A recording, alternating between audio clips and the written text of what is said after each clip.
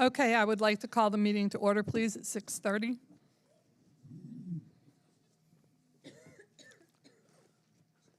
Kristen, will you call the roll call, please? Here. Sally Hurst Dickinson. Are you, can we have your, thank you. Perfect. Tracy Bricky. Here. Sally Hurst Dickinson. Julia Jones. Melissa Muzzy. Jessica Wheeler Russell. Laura Vincent. David Nesbitt. Stacy Jarvis. Kamala Liberty, I understand, is absent this evening. Yes. And Lorna Carla. Thank you. Thank you. And now for the Pledge of Allegiance. Mr. Stevenson.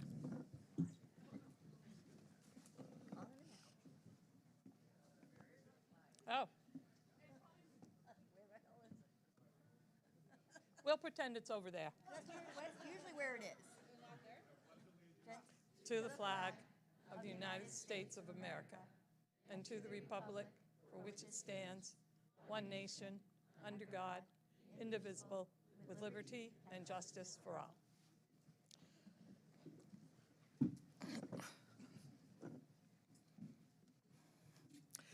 Thank you. So at our meeting last Wednesday, I recognized non-resident faculty to speak. I did this with intention, as the topic at hand has a very real impact on them. Public concern has been expressed for this decision. In the interest of transparency, I would ask that the board vote prior to public comment to determine if we should continue to allow non-resident faculty the opportunity to speak tonight.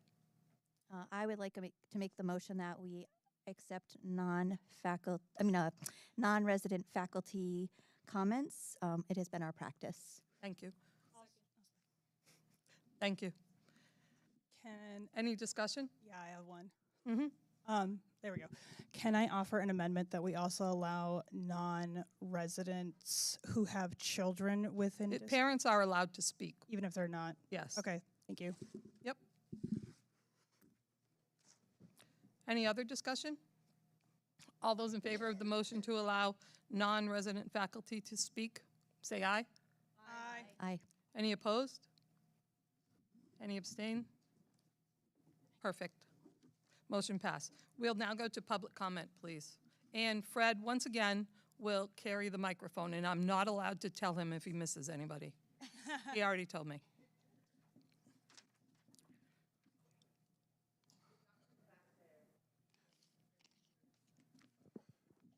I don't know where he is. Oh, okay.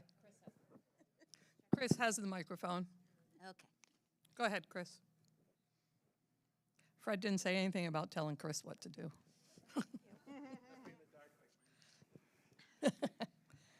Kelly Denoncourt, Pennacook. Thank you for your time and the opportunity to speak to the board. I know you have all been working and discussing tirelessly on this drastic and unforeseen reduction in the operating budget. I think it's fair to say that everyone in this room has lost some level of sleep around this. I am currently the special education teacher for K through 5 at my school. My position is among those being discussed this evening. I am unsure of what the plan is for next year. However, I am concerned about the student services and if this is going to go back to being a shared position. I'm concerned about the district's ability to meet each child's legally required services through the IEP if this position were reduced or changed. Servicing students in kindergarten through 5th grade has challenges such as it is not possible to effectively group kids learning to add numbers with a total sum of 5 and kids learning how to calculate the diameter of a circle. From what I understand, all staff members affected by potential staffing changes have already been informed. Most will be offered new positions within the district, while some will not. In that regard, I suppose I am lucky that I've been told that I will be offered another role, though no details have been provided. To me, this feels like a human chess game, with moves dependent on how individuals react to their options. I won't pretend that I'm simply waiting to see what happens. I imagine that those who, like me, were informed about the upcoming changes are actively planning their next steps, while those who are quote-unquote safe still likely feel uncertain and uneasy about as they consider their own options. The budget has passed, setting financial limits, and tonight's discussion will likely change very little. Staff morale has plummeted, and job security is widespread, regardless of the outcome. This district will lose great educators, and this is only the beginning of the repercussions. Every staff member, student, and family in the district will feel an adverse impact if they haven't begun to already. While the numbers on paper may reflect a balanced budget, the true cost will be measured in the trust that has been lost and the hope that has been drained. The consequences will unfold in classrooms, hallways, and homes across this district. It's up to us as a community to ensure that we don't become complacent in the face of these challenges. The time to take action to prioritize our students and educators is now, before the situation becomes even more dire. Thank you for taking the time to listen and consider this feedback. Thank you.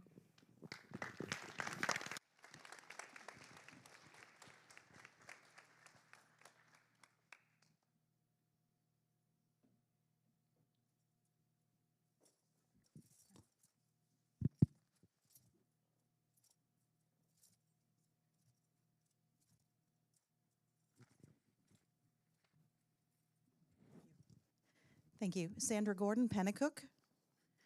I'm speaking on behalf of the MV Music Boosters, also known as MUBO. We are a nonprofit parent organization whose purpose it is to provide logistical support to the music programs, as well as financial support through fundraising. We know you are in a difficult position to cut a budget that was already stretched thin, and we appreciate the hard and unpopular work you're having to do. As you consider a pay-to-play program for certain extracurriculars, we implore you not to include music programs, specifically band, in that. It's not just a matter of we don't want you to cut our program. Our reasoning is that band families already do pay to play. While there are a few instruments, such as the large percussion pieces, that are supplied by the school, the vast majority of students procure their own instruments through purchase, rental, or rent-to-own. And this is a significant expense, often into the thousands, that is already shouldered by band families. Our music program has struggled since COVID. It pretty much decimated our band and chorus programs. We had some lean years, which were not helped by frequent turnover, but we are thrilled that the district has hired 2 amazingly talented music teachers who are so dedicated to helping our programs grow and succeed. Mrs. Babcock and Mrs. Bruno spend countless hours, including after school, late nights, and weekends helping our students. Because of their guidance and dedication, the music program is once again thriving and is just about back to pre-COVID numbers. Our fear is that the additional pay-to-play fees on top of already high instrument expenses would preclude many families from participating, and this would set us back once again. Our Merrimack Valley Band and Chorus students do an amazing job of representing our district with pride at town events such as parades, at regional band shows and competitions, and through community service activities like performing at retirement homes and veteran ceremonies. Our yearly student-led Chocolate Fest was just featured on CCTV. These incredible high-achieving students are often the face of our school. Another factor we ask you to consider is that band and chorus are not extracurricular. They are credit-bearing academic courses. Music education provides so much more than just academic knowledge, however. It teaches soft skills such as determination and goal-directed persistence. It teaches empathy and teamwork. It provides for a greater appreciation for other languages and cultures. It develops self-confidence. We respectfully ask that you consider these things as you make your decisions, and thank you for this opportunity to share our thoughts with you. And while I have a few more seconds, our student section would like to invite you all to have our musical this coming Thursday, Friday, Saturday. Thank you. Thank you.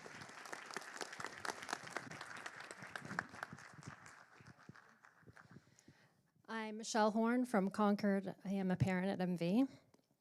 I've just entered my 20th year as a parent at Merrimack Valley, and I'm not done yet. Since 2012, my 3 daughters have had a parent in both Concord and MV school districts, and all 3 have made a conscious decision to go to Merrimack Valley. In our time here, we've had dozens of fantastic teachers. We've been offered so many opportunities from various sports, band, FBLA, National Honor Society, Student Council, math team, the list goes on. And we are grateful for every advisor, every staff member, the administration, the bus drivers, everybody. All these folks have helped shape my children. My oldest graduated in 2018, went on to graduate summa cum laude from college and on to an amazing life in Oregon. My middle daughter is excelling at her first year at Keene State, and my youngest is still here with a bright future ahead. It is breaking my heart that my youngest will be having some of the items stripped away that have helped her sisters excel. I just want to beg the teachers, the staff, the administration, please stick this out. I understand that the negative rhetoric and personal attacks are overwhelming. I know the divisiveness sells clicks for the Concord Monitor, but this is not our community. For every person that stands up to yell hatred into the microphone, there are so many more folks like myself quietly supporting you. And sadly, this has been a wake-up call for us. We recognize that our complacency helped us get to where we are today. But I promise we are ready to fight for you and for our children and to get the public school experience that they deserve. You're all so appreciated for all that you do. And that also includes the school board. Every single one of you is taking time out of your personal life away from your own family for the betterment of our little community. If I could close with one tidbit of advice to help us fight for you, please go overboard on transparency. Even if you think something is of no consequence to anybody, please err on the side of oversharing. Any perceived lack of transparency allows to detract from the real issues at hand. But teachers, staff, administrators, please stick out this next year. We know it's going to be difficult, but our children need you. Thank you.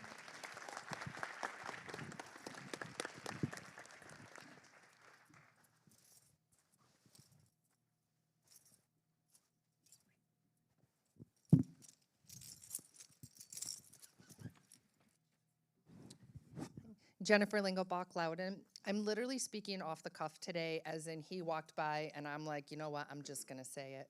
I have 2 kids in the district, each had a different experience. I'd like to thank Ms. Masterson because she was heavily involved with my son Andrew and his IEP.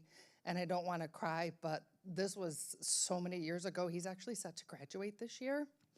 And she was all the way involved back in the elementary school when she was principal, and she got involved when she didn't have to. So I'm sitting on this side of the room today, but I still support you. We have different views and different things, but I still support you as educators and as teachers, and I thank you for what you do and how hard you do work, because I know it's a fight every day, because I've done this one for 12 years with Andrew, and it's been hard every day, every year, every month with this kid. She was there. I support you, and I thank you for everything you've done. My other son is Dylan. He actually is 23. Not many of you may not know this, but when Mr. LaLiberty was principal at Loudon Elementary, actually no one supported breast cancer awareness. Mrs. Beatty ended up having breast cancer, and that really hurt my son. My son came home and said, "Mom, can we get a pink shirt?" I said, "For what?" He said, "Well, I want to support Mrs. Beatty. What do I do?" I said, "Well, go around, get some support from some people, talk to your principal." He went in and he sat down and he said, "I have 27 people that want to support her, Mom, and we all want to wear pink." And Tom LaLiberty, he let that happen. Mrs. Muzzy typed up a beautiful letter that said a 5th grade student wants to invite all of you on October 11th to wear pink in honor of supporting Miss Beatty in breast cancer awareness. We love Miss Beatty still to this day. Again, 2 wonderful educators that were there for my children, but I support you all here today, and I thank you. Thank you. Therese Bastarash, Loudon, New Hampshire. And again, I just want everyone to understand, I too have a 9 and 10-year-old in the district, one with a severe IEP. And I can tell you that when the voters went to vote on this budget, they truly looked at information that they had been able to get from the school board meetings and what was on the website to see that last year's budget plus 3% in light of all the COVID funds, should have been enough to not impact a single teacher or a single child. Transparency has got to happen. We cannot continue to sustain year over year 7-8% increases. Our elderly, our fixed income, you guys have heard me say it. We've got to run this like a business. We need every contract to go out to open bid on a regular basis. We need transparency, and then you will render the support of the taxpayers. I didn't do this by myself. They voted with their wallet. They're struggling. They want a roof over their head. They don't want to be homeless, but that doesn't mean they don't also want to educate their children or that you're not appreciated. I pray tonight that we walk out of here not with 20 teachers being let go, like what was initially said, and alarming and worrisome to all of us. And I pray that we're here a year from now and know exactly where every dollar is being spent and able to support this district so not a child has to worry about sports or a teacher has to worry about losing their job. Thank you. Thank you.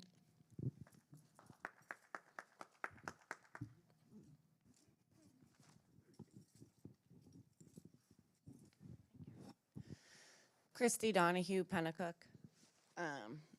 I also didn't have anything prepared tonight, but speaking off a whim, a little bit, I've heard it brought up with, the taxes and people saying, adding this budget is only $16 this year to your taxes.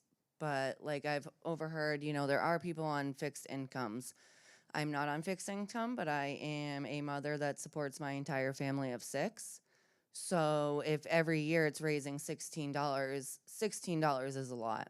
Some of you may laugh at that, but for someone like me, it's a lot of money. And if it's going to happen every single year, it does add up. Along with the bids as well. I know information in these last few weeks have been thrown here, there. You got the news, you got emails and everything else. But to see for certain field maintenance is almost $70,000, and we're with the same company just because we have for 25 years. We're not here to help other companies grow. We're here for our children to grow. We're here to support our teachers, our staff, to make sure they have jobs and can continue doing the great job they are doing. Along with that note, reaching out to our community, I think all of us will be pleasantly surprised with the amount of help you will get without a dime being paid for a lot of things that have to do with our schools. And your community are the ones that's paying for it through our taxes. I also have several children in the school district. I have elementary school, I have middle school, I have high school, I have the learning center. I also have a child in the charter school, which I won't go into, but I have one almost everywhere. I have special ed, I have sports, and I have one that's not into sports. I will tell you, my sports child is saved because of sports. And again, being a low-income person, if he's going to be charged for sports, that is his future that is going to be taken away. If special ed is affected, that is my child's other future. A child that is autistic at one time that school wasn't an option because we didn't know about it or we didn't have the special ed we have today. These are important things for our community, for our children to have lives. I understand fields are important because they go with sports, but there are other ways around it and there are other ways to support things. But as one that has worked in a school district, and I will say I worked in Boscawen Elementary School, and to work with a staff that is amazing, and I see the things that are done there, and I see the change in children. Thank you. Is very important to me.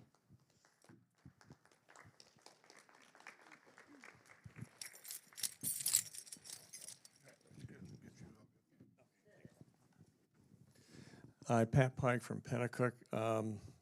Lots of great words. I support all the discussion about the budget.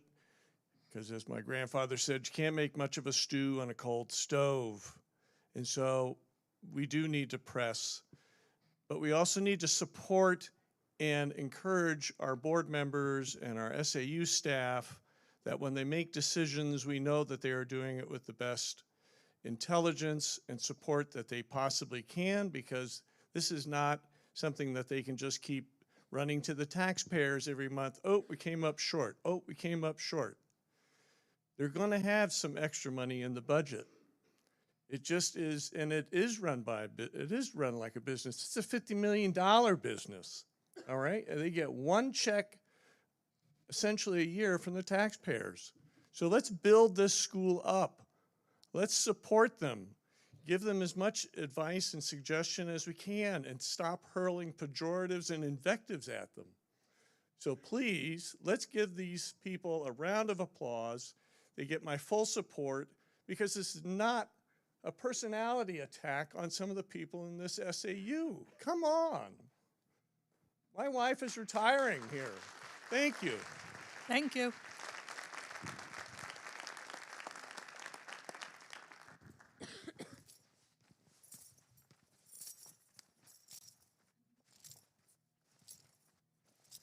Run, Forrest, run. You make me walk all the way, young lady? So the answer is yes.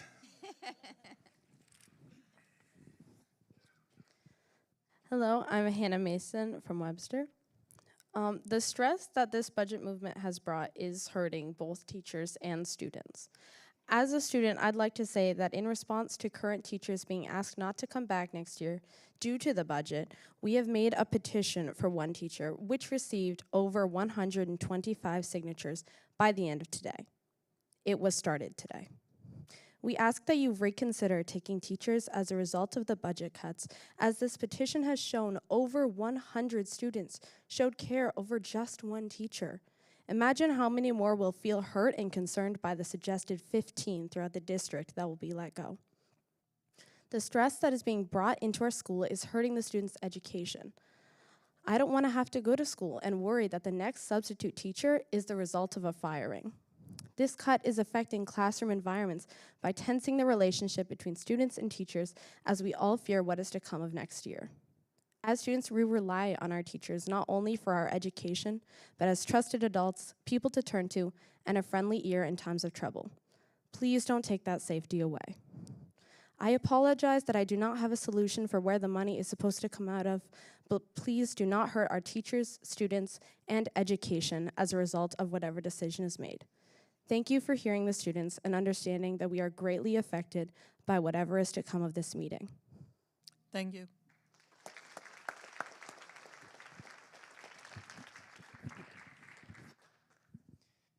As a current MV student, I just Can I have like your to- name, please? My name's Derek, currently live in Pennacook. I'm a Thank junior you. here at MV. I'd like to emphasize to everyone in this room that the student body, we support our staff. We stand with our staff, they take care of us, and we want to take care of them. We're not in fear here, but we're in concern of how our staff is going to be with their livelihoods, with their home life, and keeping employed. As a student, I've had several friends who have been handicapped, and it's been a beautiful journey watching them get help through our special ed program here with the school. And I'm concerned for a lot of our members who need that if that gets taken away. The other thing I'm concerned about is especially our pay-to-play music program ideas and the sports. A lot of people are in poverty here.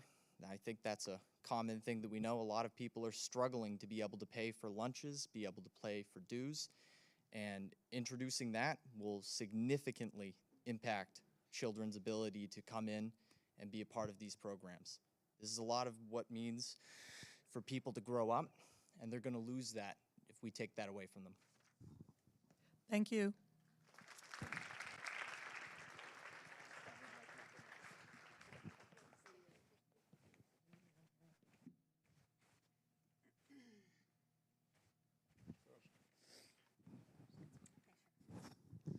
Hi, Elisa Snarch, Pennacook. Hello, I've got a 15-year-old daughter in special education here. I just want to say how wonderful I think the school is. I'm not from New Hampshire, from the South, and we pretty much know how schools work down there. So very happy to be up here. I think my only issue, and it's a big issue, and I know you can't do much about it now, is a small group figured out how to do this. So that's okay. I'm not saying that's good or bad, but a small group has done this. So next year, we're going to be the same exact spot. So I'm hoping everyone pays attention to that. I think the big issue when they were having the first meetings were on weeknights. That's extremely difficult. So many people were winding up leaving, and we were averaging 4 hours. That's kind of crazy. I think we need to look at potentially starting this on a Saturday or a Sunday. It's once or twice a year, so I don't know why that's such an issue. That would be pretty much it. So one group did it. I understand. I get it, both sides, I really do. But that's not, this is what, 5 schools, 5 cities or towns coming together. So let's do better for next year, and good luck. So. Thank you. Nicole Grzycki. I'm the current kindergarten teacher at Webster Elementary School. I want to start by expressing my deepest gratitude to Superintendent Dr. Randy Warmold and Assistant Superintendent Catherine Masterson for all that they do. Not every district is lucky enough to have a Randy, and not every district is lucky enough to have a Catherine, but we are...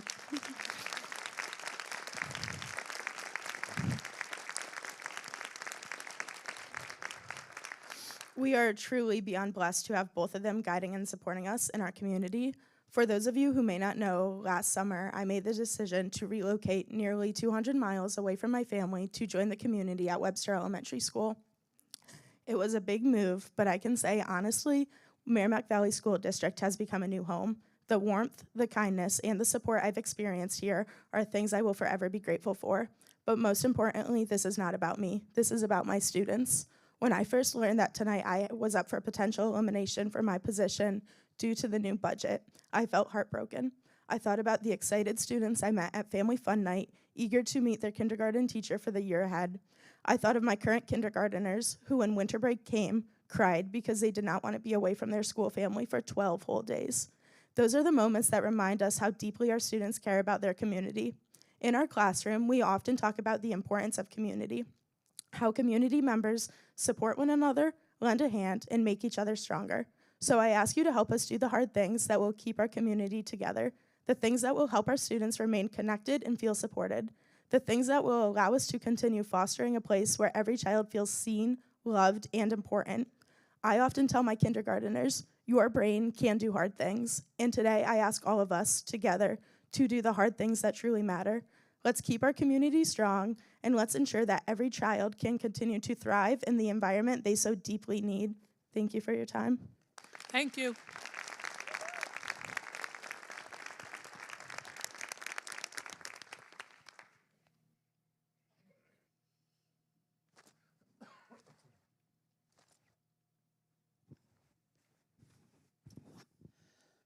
Sean Kitson, Loudon. So thank you to the school board members for thinking outside the box, trying to find the necessary reductions in order to keep, I hope, all of the staff. Look, everyone has seen what has happened in the other districts and at the town meetings. People are voting to keep food on the table and money in their pockets. They're coming to the realization that if they have to make adjustments within their own house, then the town and the school have to make adjustments as well. It's not sustainable to keep operating as if money's just always going to be there and we can fund everything. Please pay attention to this movement, grassroots campaign, or whatever you want to call it, because it's not going away and they're not getting smaller. More families are deciding that the money they earn should be kept in their households. So I hope the message at this year's town meeting was received. And I hope throughout the year that this administration can look for ways to make reasonable reductions and offer other means to cut spending. If it doesn't happen, I assure you, we will be sitting here again next year with deeper funding cuts. Thank you.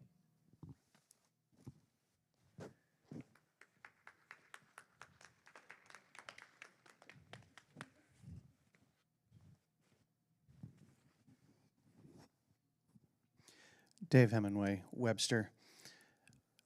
I understand all of the reasons that people have decided to decrease the proposed budget to what it is now. The reasons are not insignificant. But that is now behind us, and what we have tonight is figuring out the repercussions of that. At our last board meeting that was in this very room, the board members, the public, many people had lots of very good ideas on how to try and weather this storm and prevent the loss of lots of very talented individuals as teachers and support staff.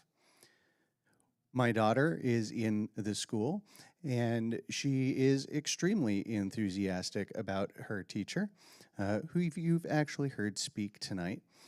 She knows who she is. And so these are the things that are important to the community. I know that it's not easy. I know there may be positions that get lost from this, but I really hope that the administration and the school board are able to take the ideas that were here last time to extremely minimize that. Thank you. I support everything that is possible. One last comment that I'd like to point out. My parents were both teachers. I've said this a couple times at different places. And we very often did not get along with the unions that represented them. That said, I want to say very big thank you to the unions for offering up the different things that they are as concessions to try and help this process along as well. So thank you very much. Thank you.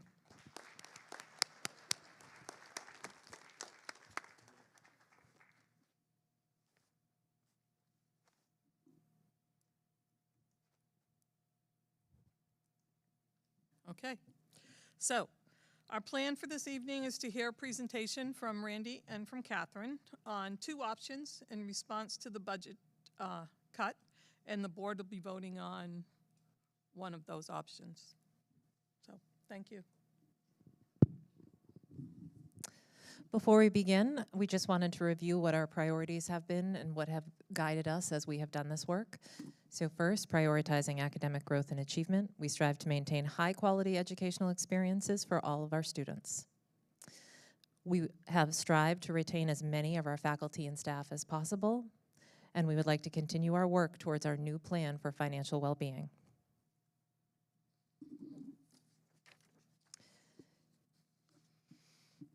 In preparing for tonight, we have done quite a bit of work.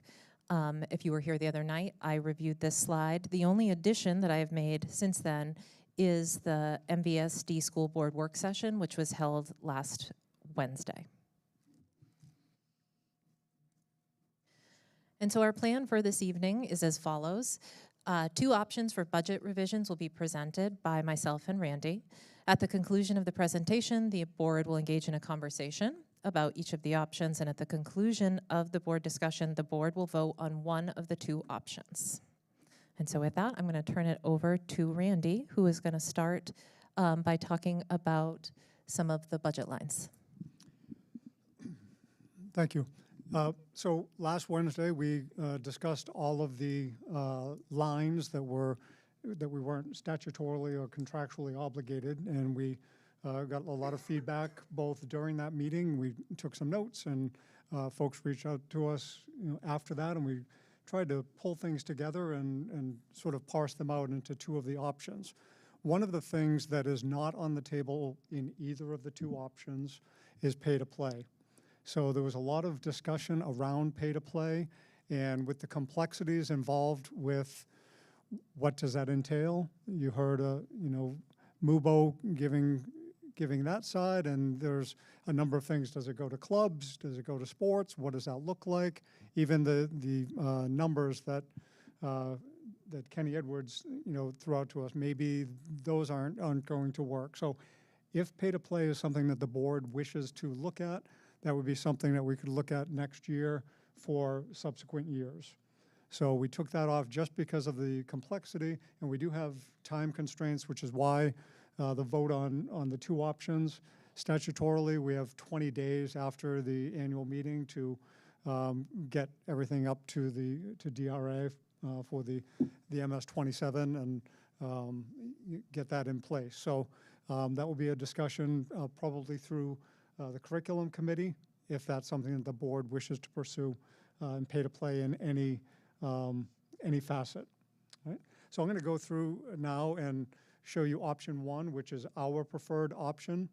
And we'll kind of do a little comparison. Oh, I'm sorry, I should have passed this out.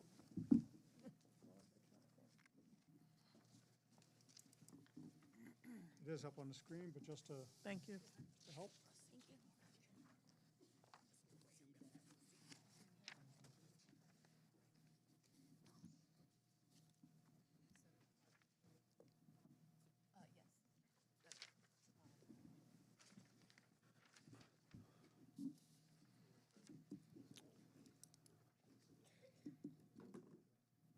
So the option one that you see, you have some that are highlighted in yellow. I think you might be able to see them on the screen, but hopefully on your paper as well.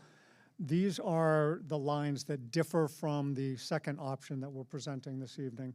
So all the ones that are in white are really in both. Those were the concessions that administrators went through and made, or the unions went through and made. So those are in white. They're coming off of both of the options.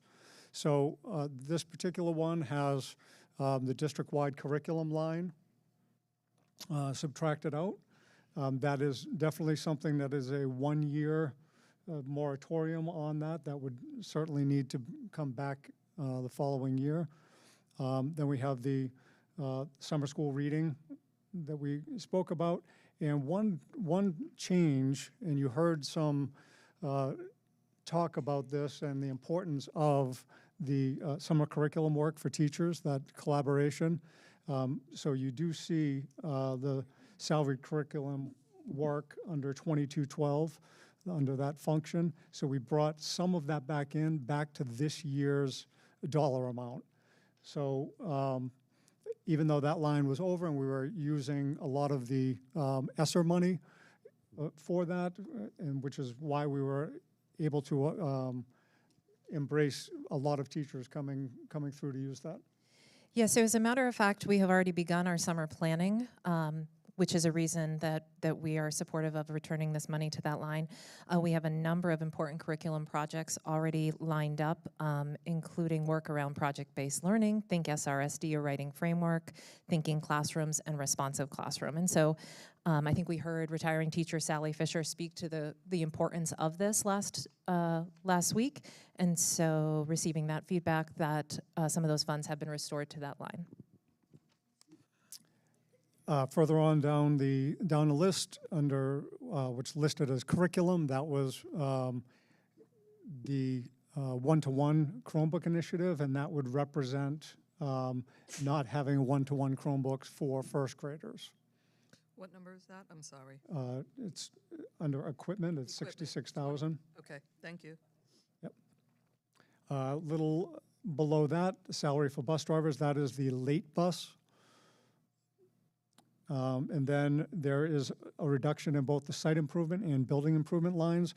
Those were slated one of the very few discretionary things that were put into that, the original budget. The rest of them were requirements. Those were two that we had put in because of past spending. We did cut those down to 50,000 each instead of 100,000 each. And then middle school B sports.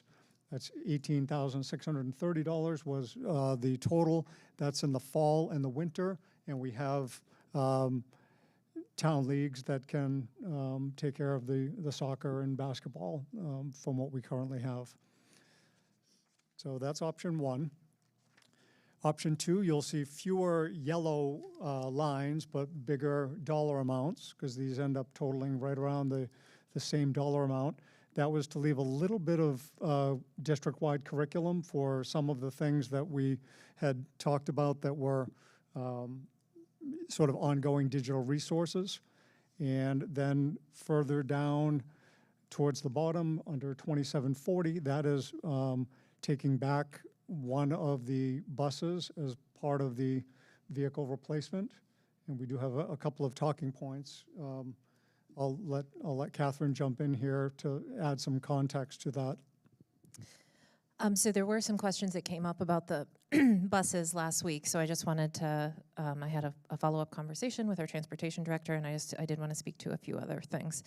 So in our district, we provide our own transportation. There are many benefits to this, to us doing this, primarily being that we are directly in control of our operational continuity, the student experience, and we have control and oversight. Districts with private transportation contracts are facing enormous annual increases similar to those that we face with healthcare. And as a result of having our own transportation fleet, we have an established replacement cycle, and deviating from this creates potential safety risks and compromises our obligation to our families. So the status of our buses is determined by a licensed inspector. That person informs us when buses are no longer safe for daily operation. Our inspector is recommending that we replace 2 large buses for next school year. The routes that are of greatest concern for being impacted should we not do this are in Salisbury. A complicating factor, I've learned a lot about transportation in the last few days. A complicating factor for these specific routes is that due to the terrain traveled by these buses, they require a specific suspension type. And I share this as I think it's important to keep in mind that when our department leadership takes into account a great deal of information that we can possibly all be expected to know. That's why we hire these people to do this great work.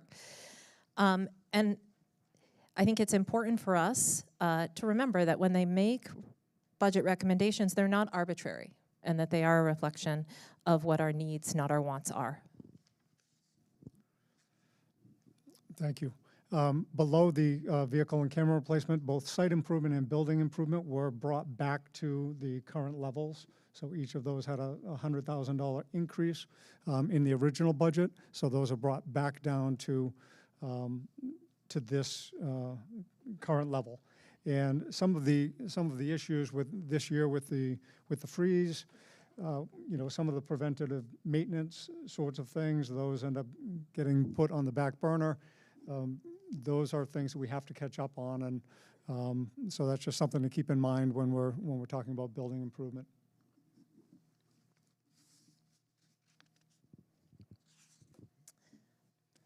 Sorry, David. Hold on. His microphone's not on. Could you ask the question again, please, David? I guess my mic is on now.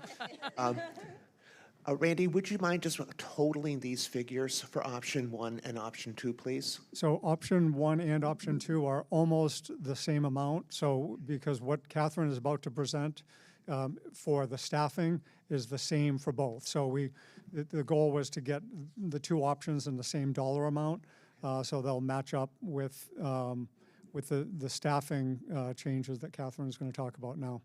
Thank you.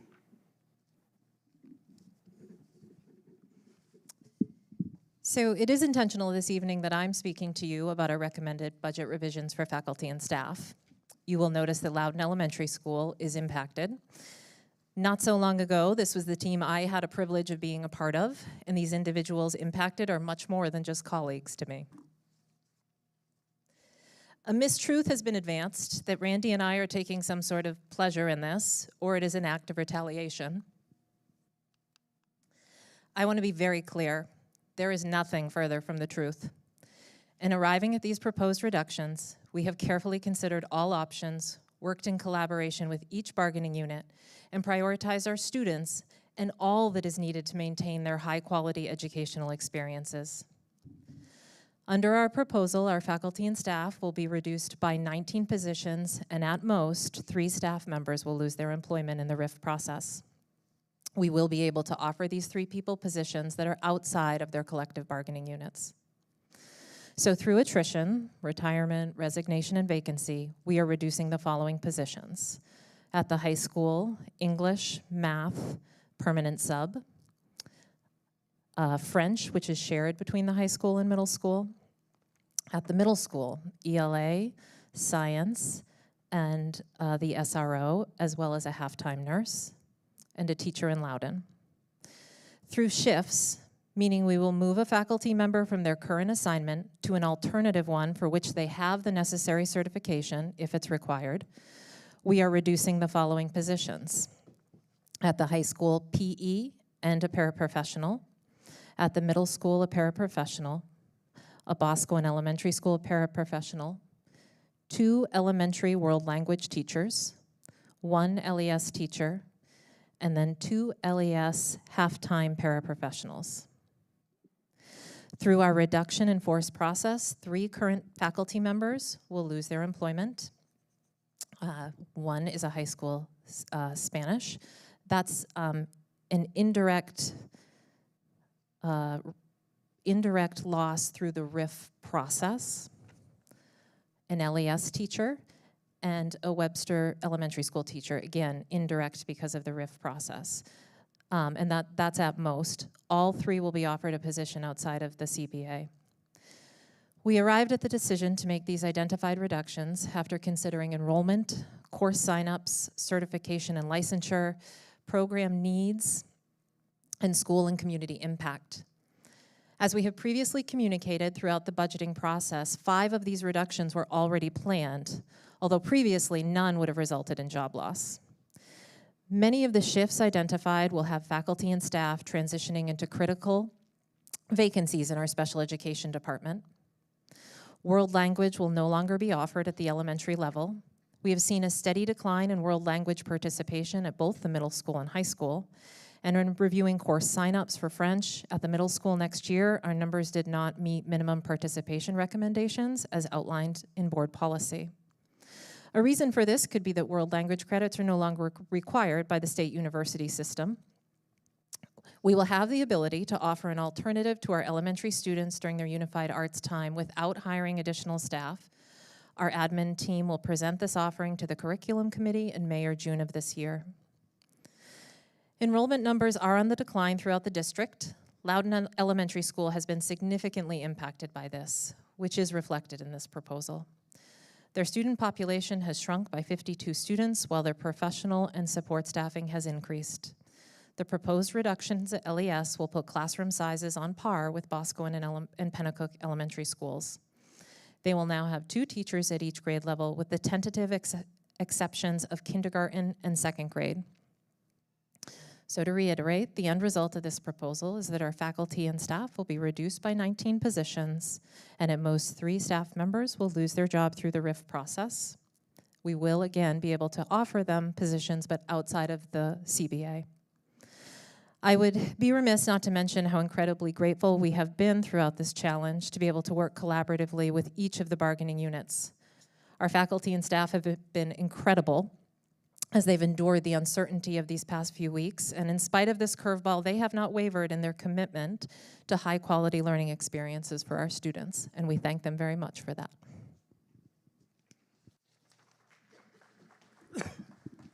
So just to clarify for the board, in case you don't understand some of the acronyms, so RIF, the reduction in force, so when Catherine mentioned the world language program, so if you have teachers that have been here longer, they have seniority, and they have certification, then they may bump a teacher from another position, which is why you see the word indirect. So it's not that one of those is crossed off the list, but it's that indirect, that's through the bumping after a RIF has occurred in another program, just to help clarify. So at this point, we entertain questions that the board may have prior to voting on one of the 2 options.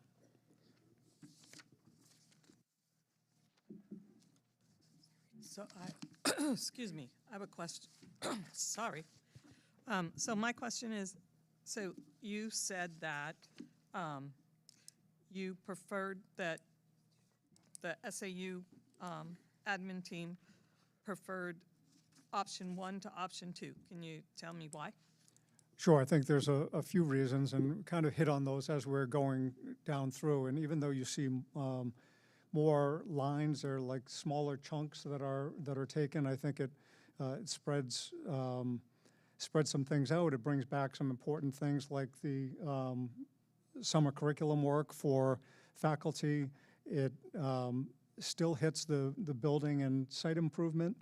And some of the other things that are crossed off, there are other options, so like, you know, the middle school B sports.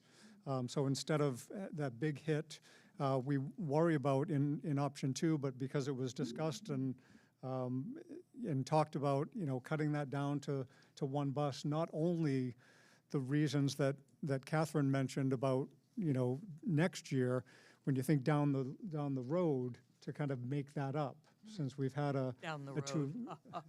no pun intended. You know, we have that replacement cycle of 2 per year. If we were to go to 1, then that following year, maybe we'd need to look at 3 to kind of get back on track with that replacement cycle, because we do have, you know, some tough roads that when you get out in Salisbury and Webster particularly, that lead to that. So those are some of our things. We think even though there's more lines, I think just those smaller chunks and emphasizes the things that we feel will have the biggest impact on kids, or the least impact by removing these. And if I can just add one piece to the transportation. So providing this money in the budget is only the first step in purchasing buses. Just a reminder that before they could be purchased, we would need to put them out to bid. We would need to bring those bids to the Transportation Committee, and we would need to explain our rationale for why we wanted those buses. The Transportation Committee would need to vote to move that proposal forward to the board, and then the board would need to vote to spend that money. So putting it in the budget does not, it is not as good as having the money spent. There is still a process that provides checks and balances. And I have another question. So about attrition, so those positions are positions that we don't have the sign up? Is that true? No. That's what I heard, So right? those positions are being reduced through teachers that are either retired. Yes, we do not need to refill these positions. Okay, that's Yeah. what okay, that's really what I wanted to hear. Thank you. Finish what you were saying, Catherine? I was simply saying, so that first column, the people that currently are in those positions, if they are in them, for example, we know the SRO is vacant. We spoke about that last week. If there are people in them, they are either retiring or they have resigned.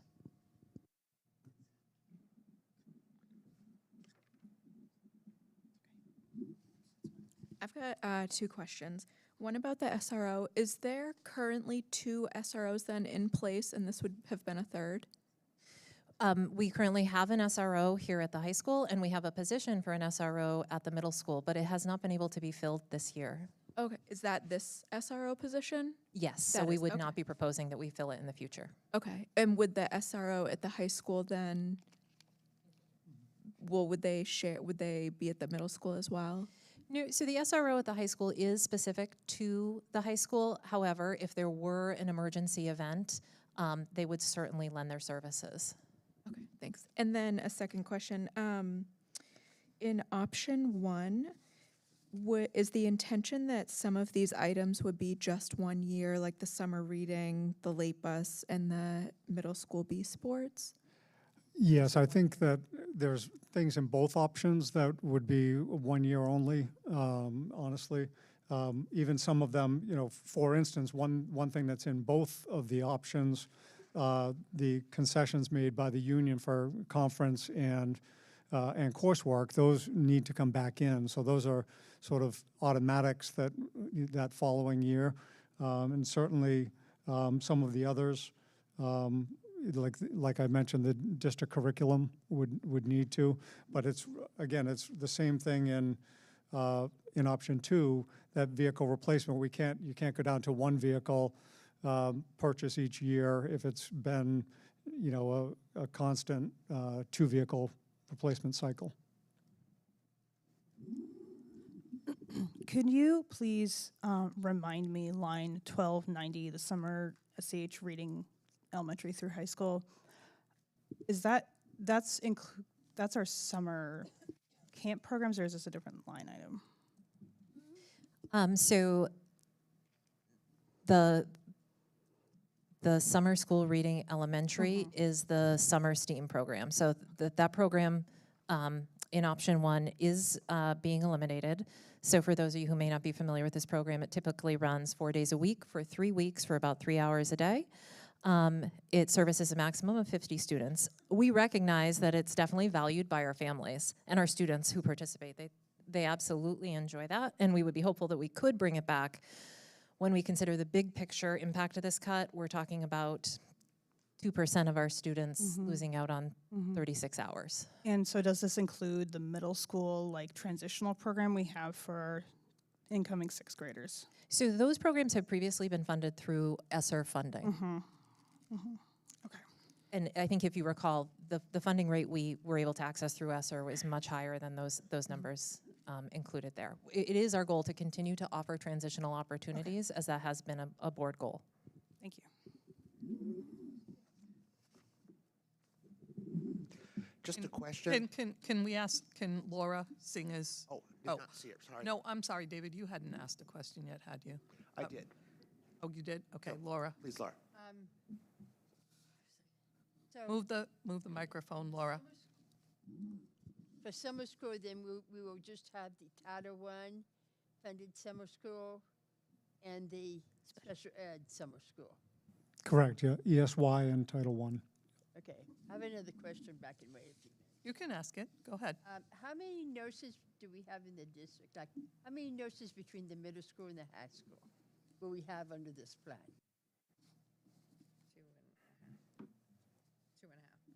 2.5. Okay, and those just at those 2 schools, okay. Correct. Those are by, like, we have to have that number for the number of students. No, I think we're over on what we might need for that. I don't Okay. know what the Yeah. breakdown. We don't necessarily go Sorry, by David. those I guidelines. jumped in. Go ahead. I can deal with it. Okay, question in terms of the attrition, how does this affect class size estimations for next year with these retirements that are not being replaced? So this would put all of our classes within the class size recommendations that the district provides within the policy. So I believe I'm going to have to pull this up every time and look. It would be, for the high school, no more than 25 in a classroom, I believe. So no more than 25. And at the high school, we've had 2 of our biggest classes are the current senior class and the current junior class. So with this current senior class leaving and looking at the numbers coming in, that's why, some of those positions we're able to, the administration got, really dug in and took a look at what those offerings could look like. Okay, thank you. Yep, Julia, and then Stacy. Is it on? Yep. Okay. Are we allowed to, like, combine options? So, like, if, like, I like option 2 personally, but I would like to see the equipment line in option 1 added to option 2. Would that help save or help the staff page at all? So there was a balance between looking at these lines, and as you take things off, some of these things have to come back in, whereas staff we wouldn't be looking to add unless necessary moving forward. So by taking, obviously if we looked at the entire line and took everything out, that might have changed some things. But when you look at the staff, if we're moving on from elementary world language, for instance, those are going to be, two positions that isn't going to be helped by changing some of those totals. We tried to do the balance between these options and the staffing changes to minimize the impact on, any sort of negative impact on kids. So we kind of went from that lens as far as what's best for kids.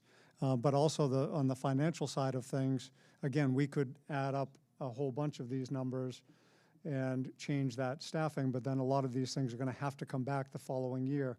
We don't want to be in a situation where we've, adjusted, $1.5 million, but then $1 million of it has to come back in automatically for an increase. Can I rephrase my question? So if we were to take the equipment line, the late bus line, and the B sports line from option 1,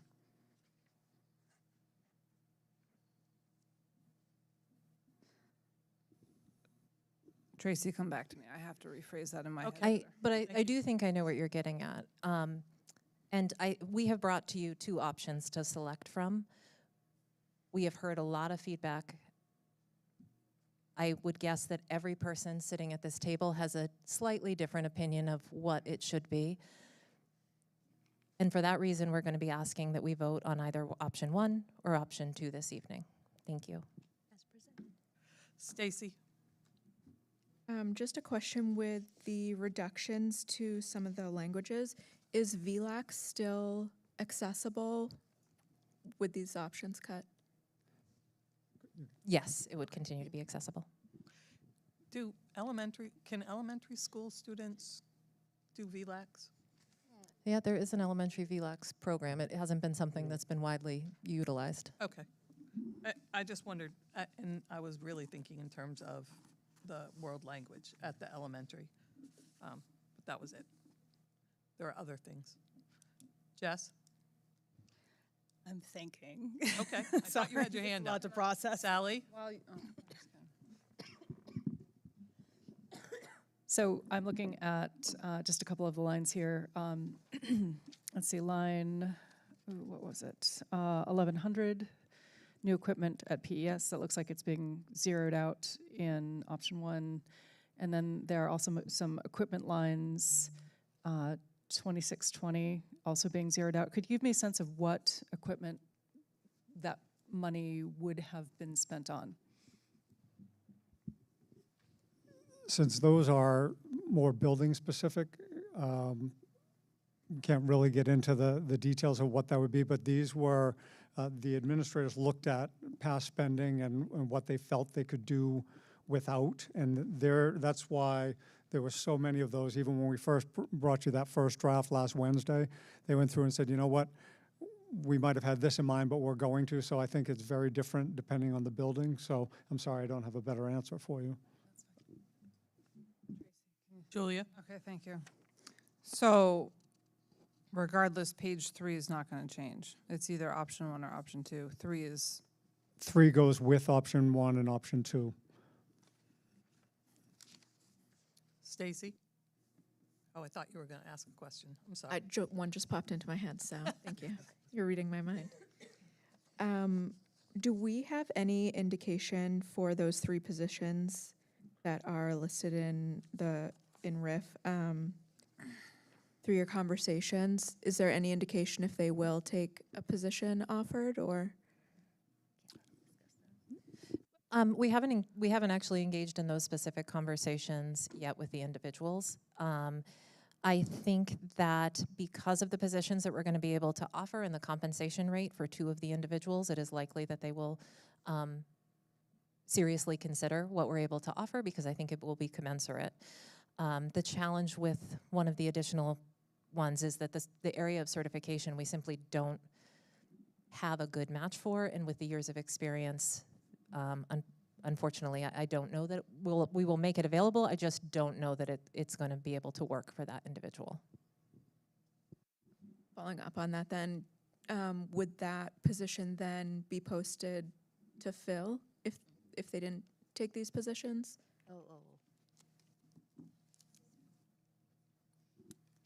So are you talking about if somebody doesn't take a move to bump someone? Is that? Sorry, I was unclear.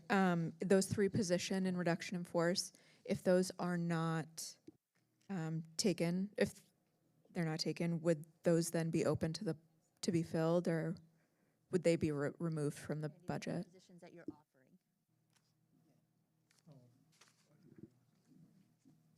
offering. So this is tricky. Some of it we can't get into because it might involve other staff, and we're talking about positions, so. Okay, that's fine. Jess, did you think what you wanted to ask?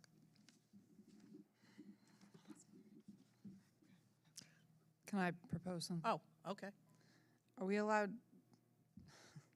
going back to the equipment on option 1, getting rid of the laptops for first graders, that's 66,000. That's a pretty big number, you know, especially if we have to, you know, we were struggling for paras this year, and if we have to probably struggle for paras next year, like, is that cut able to move to option 2, because it's not cut on option 2, and I don't think first graders need laptops. I think That's what that cut represents. or that's on option 1. Can we move it to option 2? Right now, the numbers are balanced for those 2 options. So that's, these were calculated with the faculty and staff presentation, the third page that you were talking about. So it's option 1 or option 2. That's what the board will be voting on. But wouldn't it help with the staff reduction if we move that to? No. No, with the 3 positions that are in the mix, the reduction in force, that would not help with what you're speaking about, the paraprofessional. And just a piece to clarify with the Chromebooks. This is not to say that we will not have Chromebooks accessible to our students in our elementary classrooms. Chromebooks and digital learning is actually required. Digital literacy is a requirement of our elementary schools. So while the elementary schools would no longer continue to be part of the one-to-one initiative, so that not every student in grades 1 through 4 would have their own Chromebook that in some grade levels they're able to take home, we would continue to need to have classroom sets available, because digital literacy, digital learning, they're critical to our expansion of 21st century learning opportunities that we are required to provide our students. Can I have a follow-up on yours? If increasing or decreasing the numbers on these presentations are not a satisfactory action, what's to say that we can't piecemeal together the same amount? So, like, for example, I am not okay with the bus situation, right? Like, I don't want to neglect our rural schools in favor of other things. So if we could, you know, take sports and the equipment for the laptops and the curriculum district-wide, that essentially is the same amount of money, roughly. Tracy, please correct me if I'm wrong. Oh, I don't. Like, I kind of want to get guidance on that, because I don't, if it's a number, you know, if the end is the number, right? Then why is that not an option? So there are obviously, with all of these different lines, a whole bunch of different options, even allowing 2 options. Most districts that have gone through this, it's 1 option and you're voting on the 1 option. There's obviously, you know, we could do a whole bunch with these lines, and different people have different thoughts. As Catherine mentioned, if you were each going to do your own, it'd be slightly different than other folks on the board. So what we're looking for is to make the best of a bad situation. And to choose option 1 or option 2. We broke it down based on the discussion last week and put things where we felt it, you know, based on the discussion and the feedback that we got from folks, sort of the two different approaches to this. Can I piggyback off Jess? We'll just go.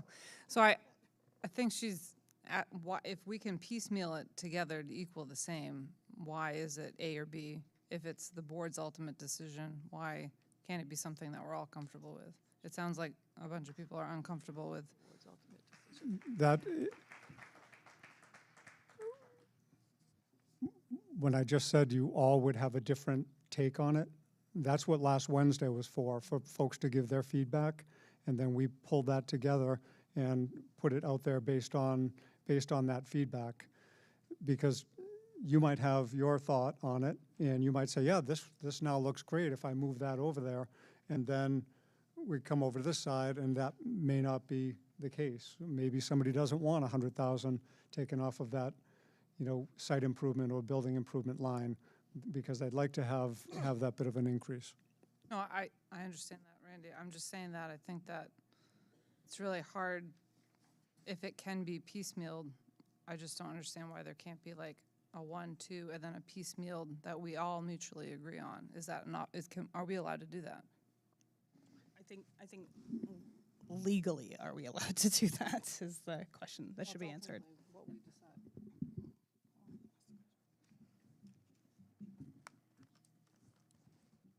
Lorna? So I just want to reiterate, I think if we've got 10 people or whatever, we'd have 10 different plans, because I think we could all look at this and we'd all say, oh yeah, I like this, but I don't like that. You we could be here all night still trying to fight over, trying to find something that we all can agree on, because I think it's just going to be too hard to get a consensus basically on, you want changes, I want changes, and at some point a decision's got to be made. And I just want to add something, and I say this with all due respect to the board. I very much appreciate your perspectives and your service. This is what you've hired us to do, and we have taken into account your feedback. We know our faculty, we know our programs, we know our students. I understand how very difficult this is. We understand all too well how very, very difficult this is. And so we've brought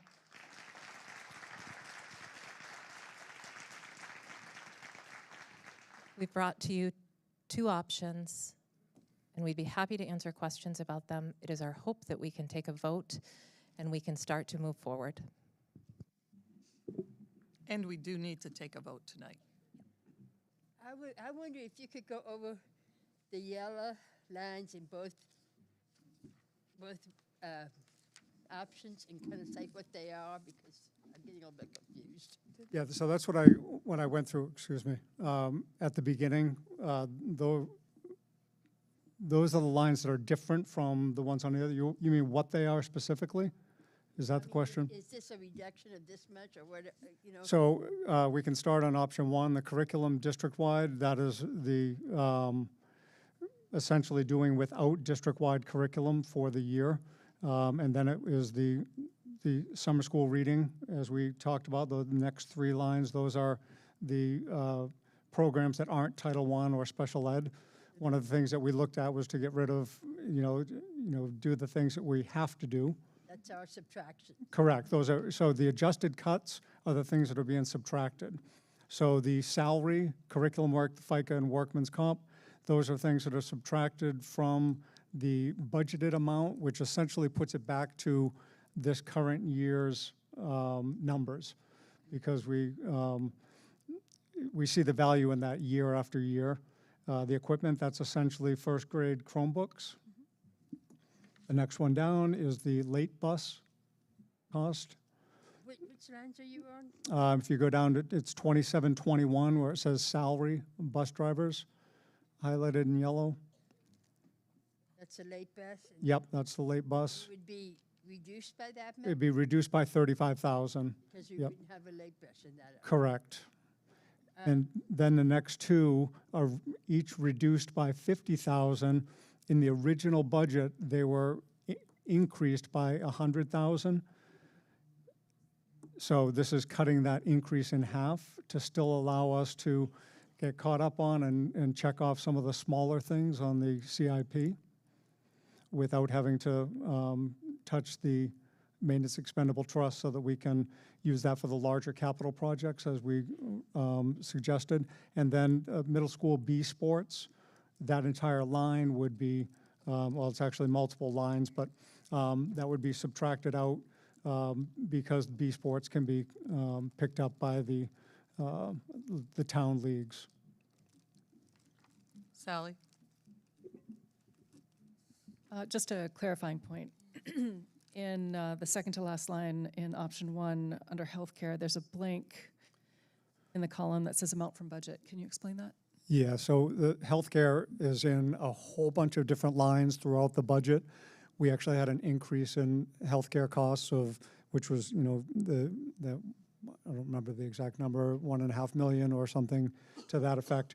But by switching healthcare providers, which we have now got in the books, we're going to be able to save 300,000. So we're not really saving 300,000 from what we're currently paying, but off of that increase to our healthcare. It was one of those costs that drove up the budget, which was why we were up 6.95%, because we had between special ed, healthcare, CBAs, and some of those other things, there wasn't discretionary money there.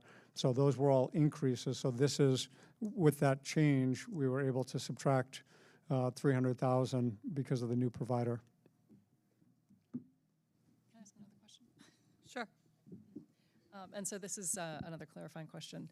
So looking at the faculty and staff impact page, just to clarify, so right, so the attrition column, those are positions that are not being filled simply because people were not going to return to fill them.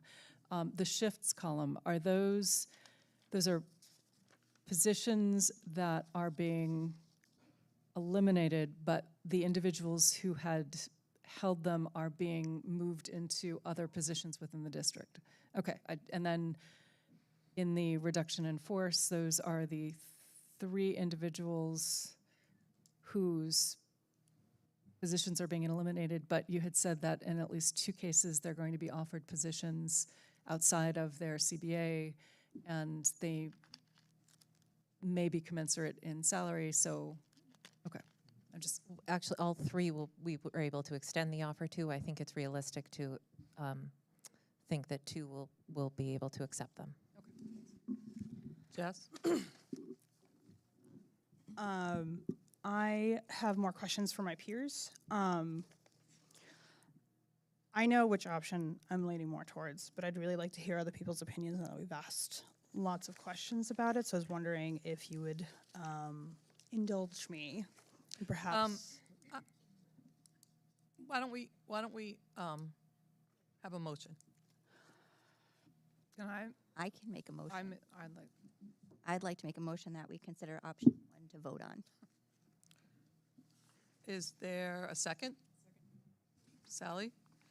So now I think now that would be a better way to go about it. Now, if you would indulge me, I'd like to hear maybe Melissa's reasoning why option 1 is your preferred. I think option 1, while it does have a student impact, it has a smaller student impact in terms of the things that we offer. Those summer programs were grant funded, and this was the first year we were going to have to budget them in. I think the opportunity for our staff to have that summer curriculum work back is recognizing the fact that they are giving up a lot to make this budget work. They are giving up their curriculum work for district-wide. They are giving up their conference money this year. They are working with the administration to make this work. And so I want to recognize that. I also am not in favor of pulling all the money out of site improvement and building improvement, recognizing that if we don't have safe schools, clean schools, and safe place for our kids to actually do sports, then we're going to not be able to offer those items. I think tapping into our capital improvement plan, while it might be a great temporary fix in the long run, I'm sorry? Tapping into the MET. That's what I'm sorry, MET, not our CIP. Our MET is not a good idea when we're trying to save for a roof, that we know that cost is going to continue to go up. So every time we take, 50,000 here, 50,000 there. We are taking money away from the roof that is going to need to be done. I also feel like the B sports, we know there's alternatives for those students who have access. And again, it's a smaller number of students that are impacted by that. And while it's not ideal, I think that this plan offers a little bit of an equitable approach to how we are dispersing the money. I'm also not in favor of going down to one bus. That being on the transportation committee and knowing how we have to look at that every year, I don't think that's in our best interest in making sure that kids can get to school safely. It's going to cause longer or bigger problems down the road, and we're going to be asking for more money next year because all the stuff that's on here, I'm really kind of excited to be out finance this year. All the stuff that's on here, we want to bring back.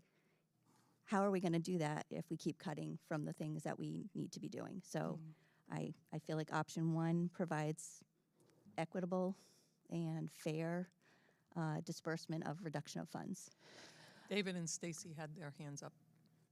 Yes, I think that option one is pragmatic. It's not extreme in any way. It takes a little bit here, a little bit there, and it does look down the road to the future for, again, that big roof, which is going to cost more and more as the price of metal particularly goes up. The other thing I'm glad not to see is the reduction in buses.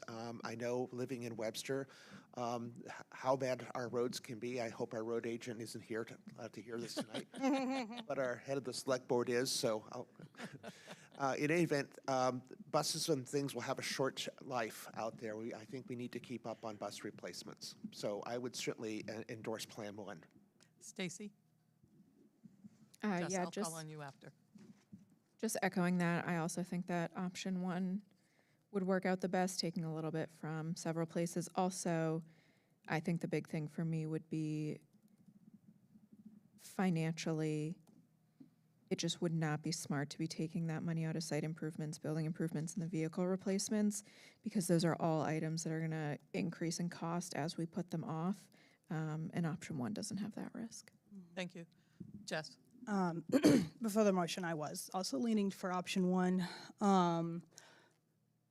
mostly because building maintenance and vehicle maintenance is just a non-starter for me. I also, you sit on transportation, I sit on facilities, and I know how much work has been put into our schools to bring them up to par, and then I don't want to risk sliding back, because all it takes is just one weird storm, and then, you know what I mean?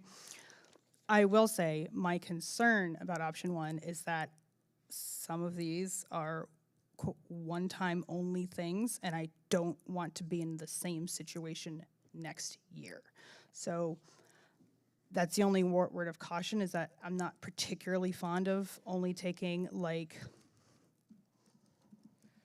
to get to the other side kind of cuts like that, but I respect that this was worked on very hard and that it was with our students in mind, and that whilst being in the situation is not something that I think was desired, I think that our admin has put together the best plan that they can with the least impact.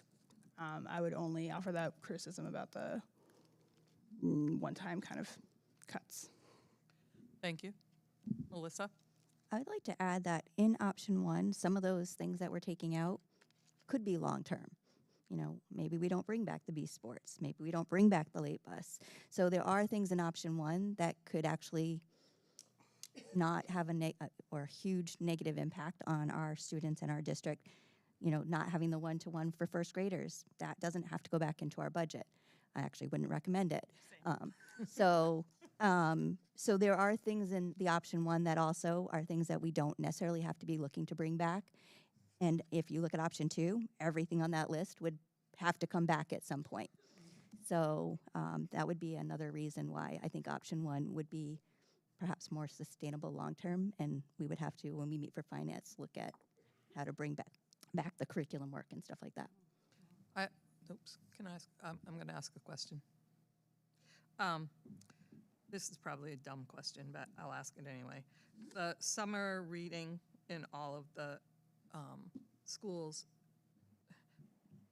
do we know if there's any grants or anything out there that we could possibly look at to fund any of that stuff? I mean, like robotics or Lego in the summer.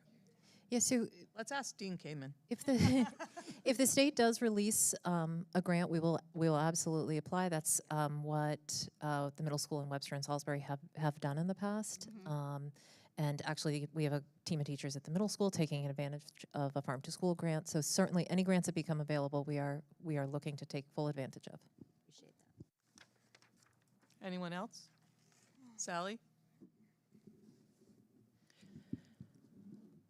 So per, excuse me, per Jesse's request that we indicate where we stand and why, I wanted to say that I'm in favor of option 1 because option 1 is a series of surgical cuts versus a blunt cut or amputation to minimize to the best extent that we can the impact of this situation on our students' overall academic experience.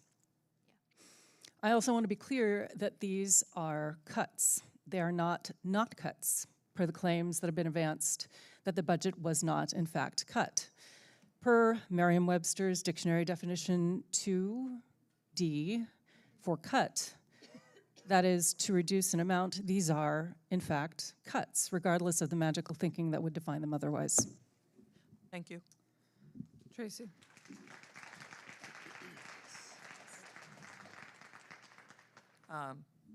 Julia, and then Laura. You might want her to go first. Okay, Laura, Okay, I'm needing. move that closer. I on, like Laura. option 1. I am concerned about not having a late bus and trying to figure out what could we, but maybe the parents will get together and figure it out themselves. That could be. Thank you. You know, and I like everything else.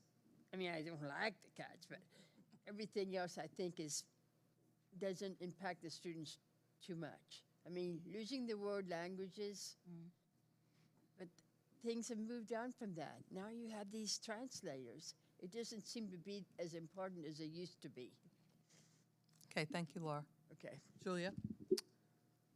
So I'm assuming that the next step would be to vote 1 or 2. Well, no, we'll vote on the motion, which is 1. Since the public doesn't get to speak until after the vote is done, and there's mostly educators in the audience, now that they've seen option 1 and 2, I'd like to make a motion to go to public comment to see what they... We already have a motion on the floor, which is to approve, which is to move option 1. So we will have to do that first. And it's the board's vote, not the public's vote. We serve the public. I just And think we- it's important and- to see what they think. And we asked for public comment, and I think we listened to public comment last week, and this at the beginning of this meeting. I think that we have, and obviously it's my opinion, but I think that we have done our due diligence, listening to what the public wants, and what the public wants is not any cuts at all. And that's what every single person on this board wants. Right. But that's not what we can have. So I think that we need to make a decision about, is this the best with the hand that we've been dealt? And Tracy, I understand that. We heard public comment before, but the board and the public weren't privy to options 1 and 2 before public comment. So But they were privy to the amounts from last week. And we did discuss, and these were the items that we did discuss last week. They have just been organized in a different way, but we did talk about every one of these items on this list at length last week. And we did hear from a lot of people via email over the last week. So I don't feel like we haven't heard them and we're not listening, because we are listening. And we listened.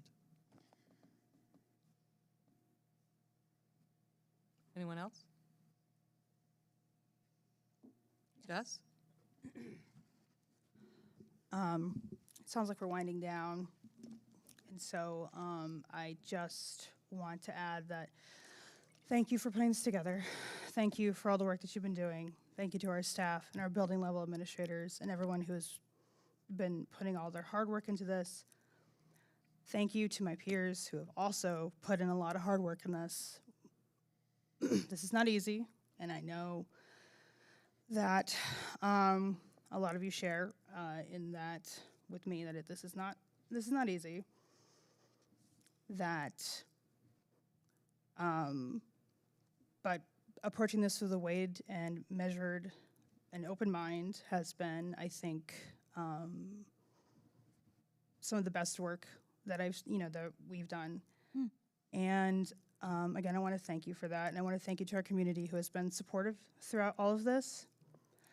And that, at least personally, speaking for myself and not for the board, I don't take this vote lightly. And we've put in a lot of thought, and I want folks to hear that and understand that this is not flippant, that this is something that has been hard thought.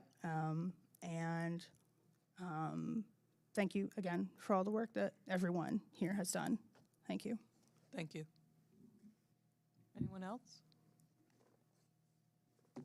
Seeing nothing else, we'll vote on the motion. The motion is option 1. All those in favor of adopting option 1 for the budget revision, say aye. Aye. Aye. Any opposed? Nay. Any abstentions? Okay, the motion passes. It is option 1. Thank you. Thank you very much. And I have to say thank you for all your very, very, very hard work. Catherine and Randy, I know this has been incredibly difficult for you guys. Staff, teachers, administrators, I know this has been incredibly difficult for you. Townspeople, thank you all for coming out, and I know that this has been terrible for you also.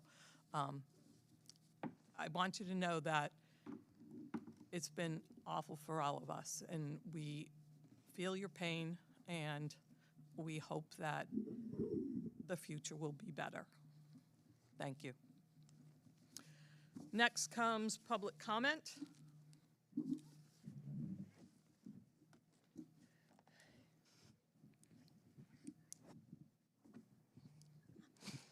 Hello, school board, Randy, Catherine, and especially resident voters who are listening tonight or online. I'm a teacher at LES who is up for transfer or a rift. I'm heartbroken at the idea of leaving my current and former students, their families, and what I consider to be my community. My name is Alyssa Lehar. I'm from Loudoun. I live in Loudoun. I teach in Loudoun. But I know that my administration, Randy, Catherine, Dave, my principal, did everything in their power to avoid this very situation. At the budget meeting, Randy clearly stated that if this modified budget passed, it would result in a reduction of up to 18 teachers, 8 paraprofessional positions, and 8 programs. They were transparent about what a vote for this budget would entail. Today we see the results in black and white, and what they said would happen has occurred. There is a reduction of 14 teaching positions, 7 paras, and significant programs. I might have moved some of those numbers slightly, and one might be a teacher or a para, I wasn't sure exactly. This next year, we will see the true effects on students and their families. But it is up to the voters next year to come, to participate, and to vote if they hope to change Merrimack Valley schools for the better. From within, we can only do so much. Thank you. Thank you.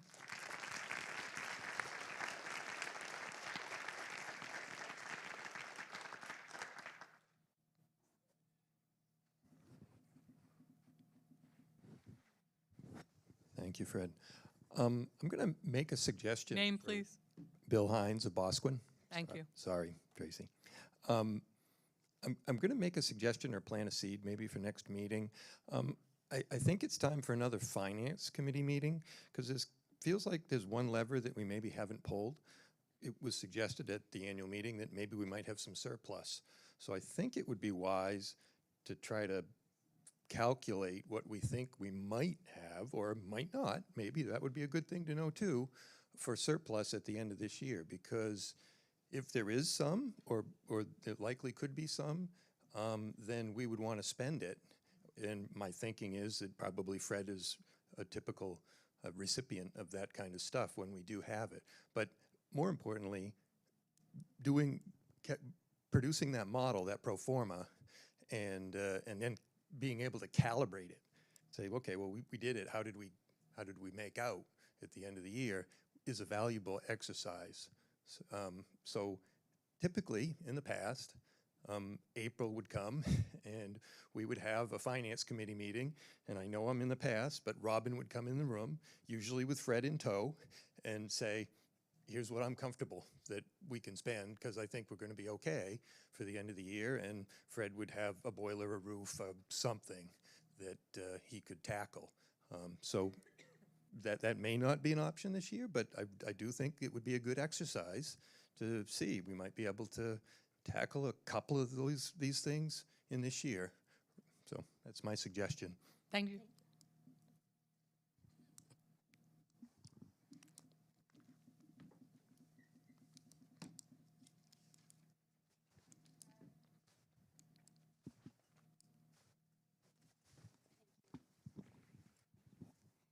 Hi, my name is Renee Thompson, and I've had 2 children go through Loudon Elementary School, now into the high school.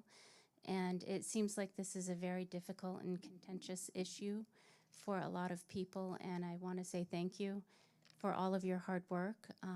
People do have varying opinions from reading different pages online, different groups online, and this is never an easy decision, I'm sure, for any one of you. I know your best interest is with the children, and you wouldn't be in this field for becoming a millionaire to work as a teacher or an administrator in a teaching facility. So I appreciate all of your hard work and all of your time on for everybody on the board and everybody that came. And I appreciate all of the teachers throughout the years that my children have had and special services they've had. And it's been a wonderful experience for our family. And I love this community, and I hope a lot of people in the audience feel the same. And as far as the half a nurse that you're losing, I'm a emergency room nurse in Boston. I'm willing to volunteer hours to make up for half of that, wherever it may be, to fill that need. Thank you.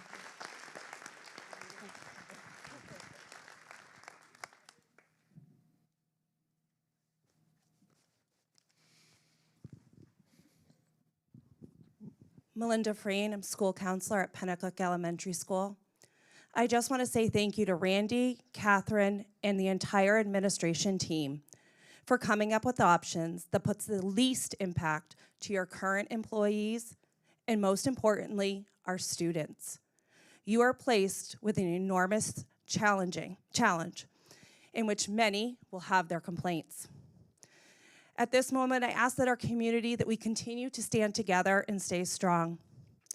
I understand that many of the taxpayers did not want our taxes to be raised, but instead of cutting here, I ask that you show up in Concord and speak to your representatives.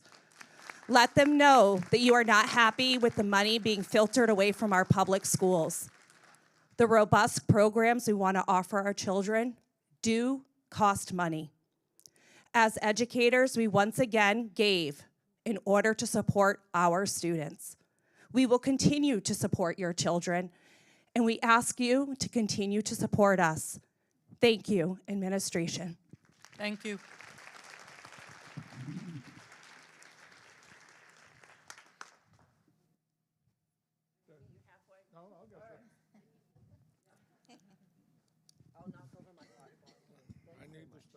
And it's on, is that correct?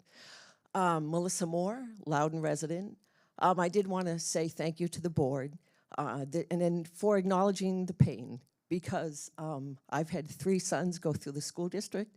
We appreciated our experience here. They were able to thrive, and their skills were met by professionals. We appreciate that there's not a lot of, that people are skilled and people make a commitment to the Merrimack Valley District. I have potentially 6 grandchildren coming through this district. I don't want to see class sizes mushroom. I want to have high goals, dedication to curriculum, which has been the tradition. I want to see that go forward. I've been a champion for public education. I write my representatives on a regular basis, and I do bring up these issues. So I just want to say thank you for all your hard work. It is appreciated on behalf of our children. Thank you.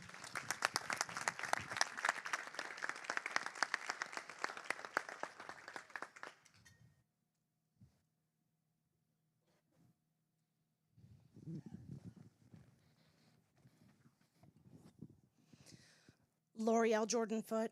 I graduated from Merrimack Valley. I own a couple of properties in Merrimack Valley, so I have skin in the game. I am in my 25th year teaching at the middle school. World language, Laura. And I'm president of the MVEA. So from all of those perspectives, I recognize the work of the board, volunteers, the heart that goes into it, the hours that goes into it. Thank you. As an educator, I think about a lot of what we're trying to do in the classroom and how relationships are so important. That's how we start our year every year. I'm thinking about the discourse in our country and in our district, which is a mirror of what's going on in the country. And I'm dismayed to see oftentimes the lack of civility, the absence of facts, the seeming not wanting to hear the other side, the lack of collaboration. Approach matters.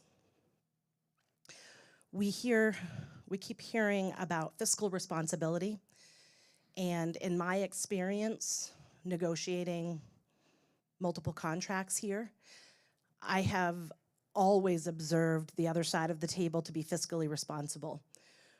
We go into the board knowing that we are not going to compete with our neighboring district or many of our neighboring districts. We strive for middle of the road with salaries because the board understands the taxpayers here have to carry that burden.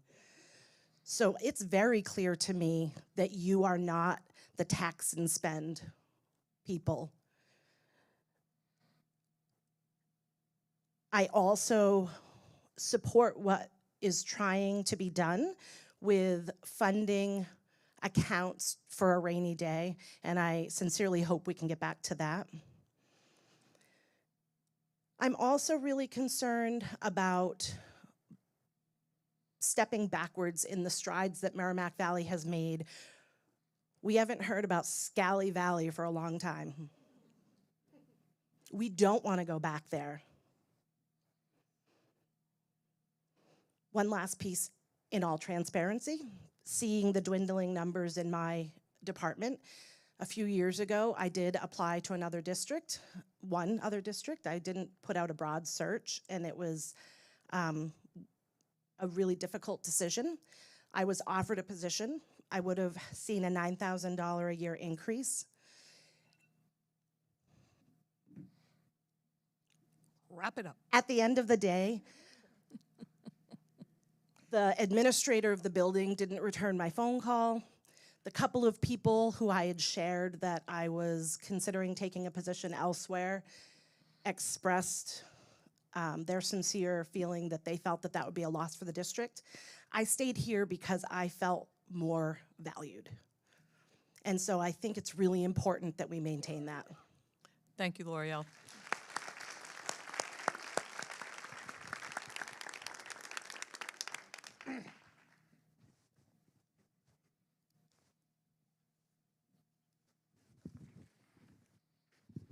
My name is Teresa Pike. I know I look like Pat Pike. My wife represents one of the teachers who is leaving the school district, and she could not be more proud of being a volunteer, being working on committees in the last 11, 12, I can't keep count because I got gray hair, of teaching some really, really fine students who are trying very hard every day. And she is so proud when people lift up the students, be it the parents, be it the coaches, everyone is a part of the solution here. And we have to be very careful, this is her words, to keep that culture moving, thank you, L'Oreal, because it's about being positive and lifting everybody up, not trying to find some churlish thing to tear someone apart. So with that, Terry says, God bless you. Thank you so much for all your hard work. She's been very proud, and she'll be a proud retiree. Thank you. Thank you.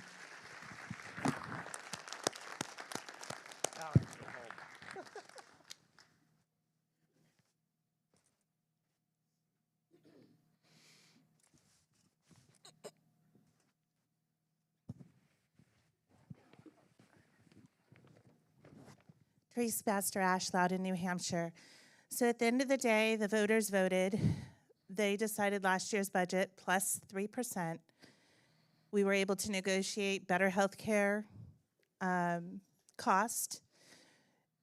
And coming to the realization that it's about $700 a year for union dues, and knowing that 90% of that on average goes to political campaigns, I'm not sure how politics has gotten so involved in our public school system, but I can tell you that the average taxpayer is grateful to hear that there's only 3 individuals at the end of the day impacted, 2 of which will be offered a better package or a similar package from what we're hearing tonight. I didn't interrupt anyone else. I'd appreciate if someone wants to correct. My question is, and I may have to 91A it, how many actual open positions did the district have going into tonight? And in the end, everything I've read and all the meetings we've been at for the last 2 months, it's very clear that the board is the final say legally. It is the board that hires, it is the board that fires. It is the board that the voters elect to represent us. We want to have roofs over our head, and we want our children to be educated. And on behalf of those voters, I look forward to next year, and I look forward to us becoming a lean, mean, educating machine. Thank you. Thank you. Can I just say that union dues are never used for political action. Political action comes in a totally different fund.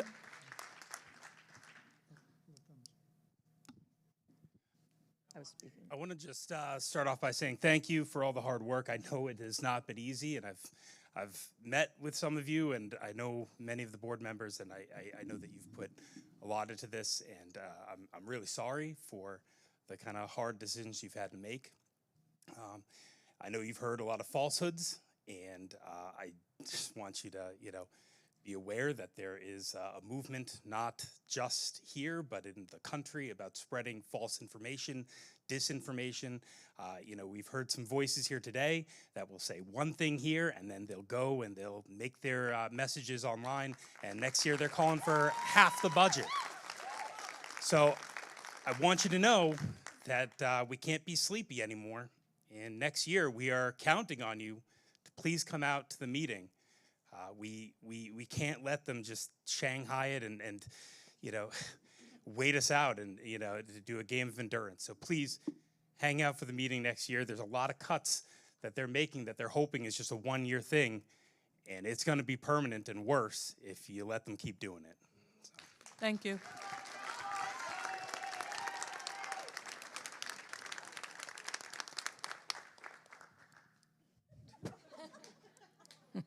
Up in the skybox again.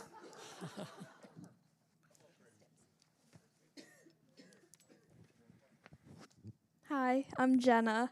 I don't usually do anything like this, but I just want to say that even though I know you guys are working hard, but it always directly comes back to the students and the teachers who are being affected by this. Like, we should not be worried about losing our favorite teachers, our safe space. And that's really it. It just comes down to the students and the teachers who are being truly affected by this, and I hope that it will all work out. Thank you. Nick Linus, Loudon. You know, I spoke at the last meeting. I just wanted to once again say thank you to all of the amazing teachers here at the Valley. Without all of you, our learning experience up here in the student section would not be as great. And with that being said, one of our many programs here is theater. So please go watch Into the Woods, our musical, this Thursday, Friday, and Saturday. I know this is a little off topic, sorry guys. But you can scan the QR codes on the posters around the auditorium to buy your tickets. Sorry, and have a great night. Thank you, Nick.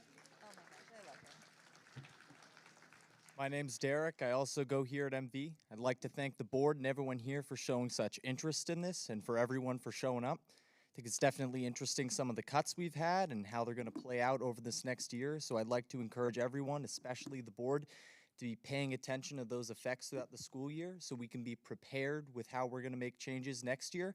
Otherwise, thanks for everyone for coming out. Thank you.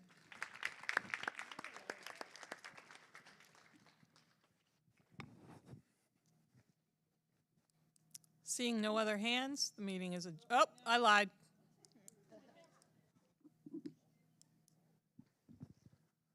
But what did we talk about earlier?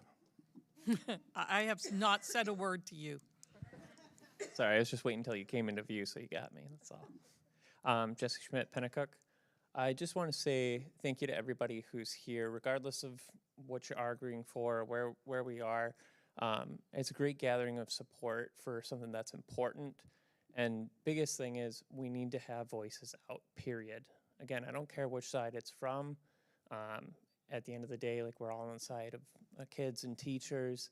I understand different people disagree on the ways to get there, but that's why we're all here. And something that I just kind of want to throw out is, with my experience of going to school board meetings and seeing them and everything else, it's amazing that we do it in here now instead of just in that little room over there, because it says something about how much the public is supporting our school board and being there and trying to be involved. I think that's so important, and I really hope that we keep having to have it in here because of that. So I just wanted to say thank you to everybody who's here.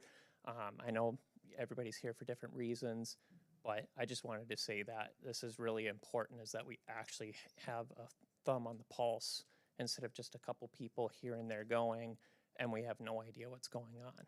So I think that's a big part of having the transparency, and I think the more support we have, the more transparency we're going to get. So thank you, everyone. Thank you for all the board members and all the decisions being made. I just want to say thank you to everybody. Thank you. Thank you.